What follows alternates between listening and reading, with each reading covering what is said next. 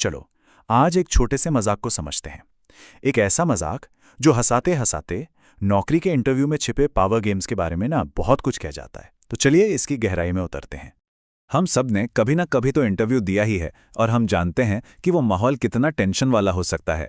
पर क्या कभी सोचा है कि ये तनाव इतना बढ़ सकता है कि भाई पूरी बाजी ही पलट जाए? आज की हमारी ये पड़ताल इसी दिलचस्प सवाल के इर्द गिर्द घूमने वाली है। तो देखो, कहानी की शुरुआत होती है एक बिल्कुल आम से इंटरव्यू से। एक कमरा, दो लोग, एक इंटरव्यू लेने वाला, दूसरा देने वाला। माहौल में वही जानी पहचानी गंभीरता, सब कुछ एकदम नॉर्मल लगता है। पर ये जो नॉर्मल माहौल है ना, ये बस कुछ ही पल का मेहमान है। और बूम, तभी आता है पहला ट्विस्ट। इंटरव्यूअर सीधा एक ऐसा सवाल दागता है जो किसी को भी असहज कर दे। ये एक सीधी चुनौती है जो कमरे के तनाव को एकदम से कई गुना बढ़ा देती है। यहीं से कहानी का असली मजा शुरू होता है। और उम्मीदवार का जवाब सुनिए। ना कोई बहाना, ना कोई सफाई, एकदम सीधा और सपाट जवाब, हाँ है। इस एक शब्द के जवाब में एक अजीब सी बेबाकी है जो माहौल को और भी पेचीदा बना देती है। असली तूफान आने से ठीक पहले वाली शांति।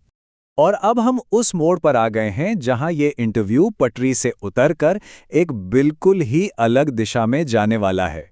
यहीं से मजाक का असली जादू शुरू होता है।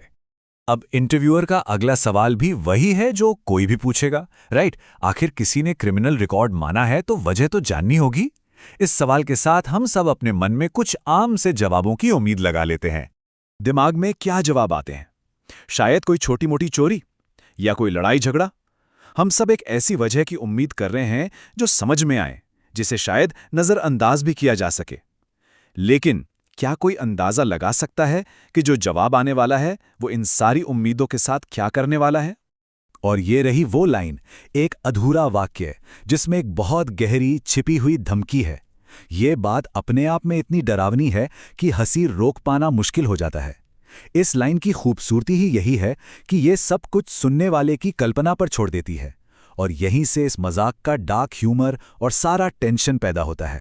तो अब बारी है पंच लाइन की, वो पल जहां पावर का पूरा खेल एक झटके में पलट जाता है। इंटरव्यूअर और उम्मीदवार की भूमिकाएं पूरी तरह से बदल जाती हैं। जरा इस स्लाइड पर गौर कीजिए। ये इस मजाक का पूरा सार है। शुरुआत में सारी शक्ति, सारा कंट्रोल इंटरव्यूअर के हाथ में था। वो सवाल पूछ रहा था, वो जज कर रहा था।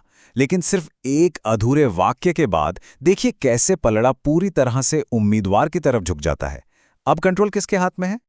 और ये रही पंच लाइन। इंटरव्यूअर की घबराहट और नौकरी देने की जल्दबाजी ही इस मजाक का मजेदार क्लाइमैक्स है। डर उस पर इतना हावी हो जाता है कि वो सवाल जवाब छोड़कर सीधे सैलरी पर आ जाता है। यही वो पल है जहां कमरे का सारा टेंशन एक ठहाके में बदल जाता है।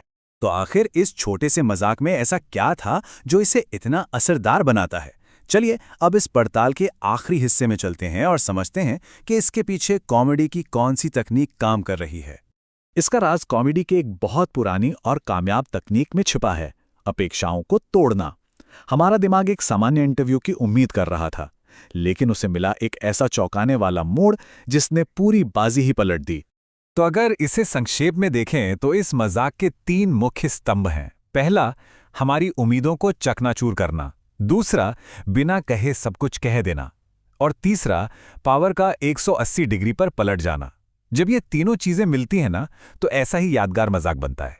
और आखिर में एक सवाल, क्या ये मजाक सिर्फ हंसाने के लिए था, या ये नौकरी के इंटरव्यू में हमेशा मौजूद रहने वाले पावर के असंतुलन जैसे किसी असहज सच को भी सामने लाता है? अक्सर सबसे अच्छे मजाक हमें उन सच्चाइयों पर सोचने पर मजबूर कर देते हैं जिन पर हम आमतौर पर बात करने से बचते हैं। इस पर जरूर सोचिएगा।